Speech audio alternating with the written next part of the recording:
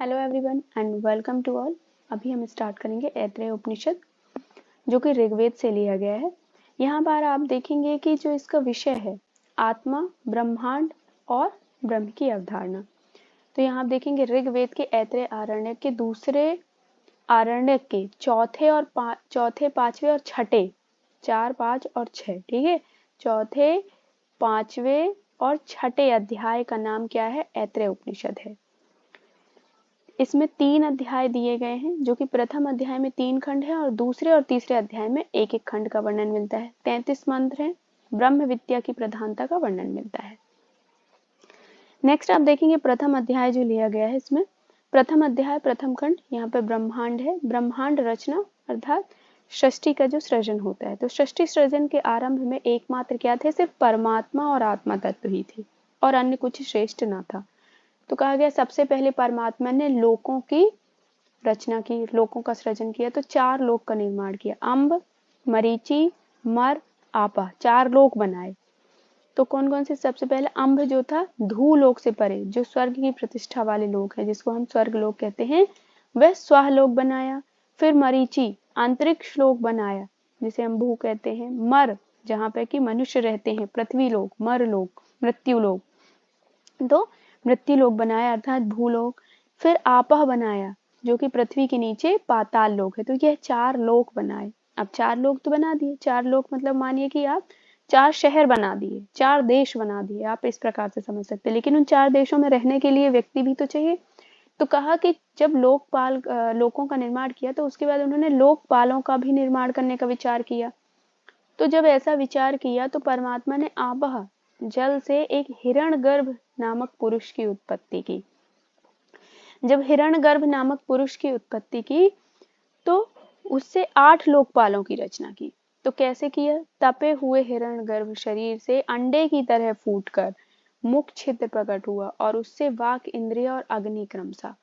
तो इसमें सबसे पहले बताया कि मुख छिद्र उत्पन्न हुआ, उससे वाक इंद्रिय शक्ति निकली और अग्नि देवता निकले। फिर कहा कि उसके बाद फिर अंडे की तरह फूटकर नासिका छिद्र उत्पन्न हुआ, उससे प्राण इंद्रिय निकली और वायु देवता। फिर आंखों के छिद्र उत्पन्न हुए, जिसमें चक्षु इंद्रिय निकली और सूर्य देवता।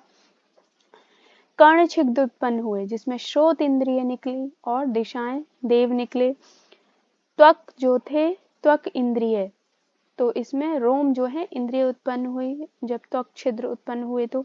और औषधि एवं वनस्पति इसके देव उत्पन्न हुए। हृदय छिद्र जब उत्पन्न हुआ तो उसमें मन इंद्रिय उत्पन्न हुई और चंद्रमा देव उसमें उत्पन्न हुए। नाभि से अपान वायु इंद्रिय उत्पन्न हुई और मृत्यु देव।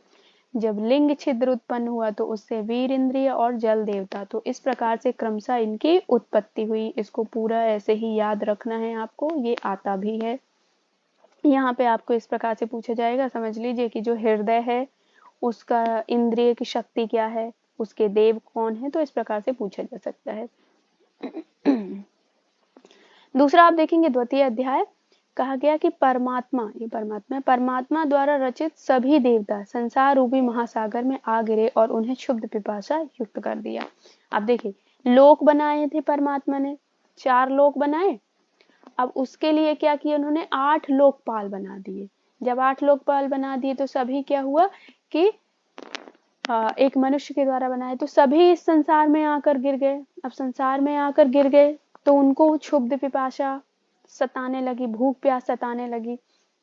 तो सभी देव याचना करने लगे, प्रार्थना करने लगे कि हे भगवान, हमें निवास स्थान दीजिए, हम तो भूख प्यास से तड़फ रहे हैं, हमें कोई ऐसा शरीर दीजिए जिसमें हम निवास कर सकते। तो परमात्मा ने 3 शरीर रचे, गाम, अश्व और पुरुषम। गौ का शरीर, घोड़े का शरीर और मनुष्य का शरीर। अंत में क्षुधा पिपासा को भी स्थान दिया। तो यहाँ पर देखिए होता क्या है कि पहले गौ का शरीर जब रचते हैं तो देवता जब उसमें निवास करने की चेष्टा करते हैं तो उनके लिए वह उपयुक्त नहीं होता है, तो वह मना कर देते हैं कि नहीं, हम इसमें निवास नहीं करेंगे। फिर अश्व का शरीर जब रचा तब भी वह मना कर देते हैं, इनकार कर देते हैं देवता कि यह भी हमारे उपयुक्त नहीं है। जब पुरुष का शरीर रचते हैं तो वह मनुष्य का जो स्वरूप होता है उस पर वह सब देवता क्या करते हैं? निवास करने के लिए बोलते हैं, हाँ यह तो हमारे उपयुक्त है, अब हम इसमें जरूर निवास करेंगे। तो देखिए जब निवास करते हैं, किस प्रकार से निवास करते हैं अभी आगे हम देखेंगे। उसमें जब वो निवास कर लेते हैं तो क्षुप्त पिपासा जो होती है, भूख प्यास, तो क्योंकि वह भी स्थान मांगती है, कहती है कि मुझे भी स्थान दीजिए, आपने तो इनको सबको दे दिया, तो वह कहते हैं कि तुम ही इन सब की जो है भागीदार बनोगी। भूख प्यास, तुम ही सबसे श्रेष्ठ रहोगी यहाँ पर। जब तुम्हें भूख प्यास लगेगी, सारे जो देव हैं वो तुम्हारे अधीन हो जाएंगे। तो इस प्रकार से भूख प्यास विषय ग्रहण करने के रूप में भागीदार बना दिया। यहाँ पर आप देखेंगे सभी देवता खुश होकर मनुष्य शरीर में प्रविष्ट हुए। तो किस प्रकार से शरीर में प्रविष्ट होते हैं? सबसे पहले अग्निदेव वाक इंद्रिय बन करके मुख छिद्र में प्रविष्ट हुए, वायुदेव प्राण इंद्रिय बन करके नासिका छिद्र में, सूर्यदेव चक्षु इंद्रिय बन करके आंखों के छिद्र में, दिशा के देव श्रोत इंद्रिय बन करके कर्ण छिद्र में, औषधि वनस्पति देव रोम बन करके त्वक छिद्र में, चंद्रमा देव मन बन करके हृदय में, वायुदेव अपान वायु बन करके नाभि में, जल देव वीर बन करके लिंग में। तो इस प्रकार से ये सभी देव क्या हुए? प्रविष्ट हो गए। जो हमने देखा था जैसी उत्पत्ति हुई है, बस उनको क्या कराना, प्रविष्ट कराया गया है इस प्रकार से। तो यहाँ पर सभी देव प्रविष्ट हुए हैं। नेक्स्ट ये पार्ट 1 है, इसका आगे हम दूसरी वीडियो में देखेंगे। Thank you so much.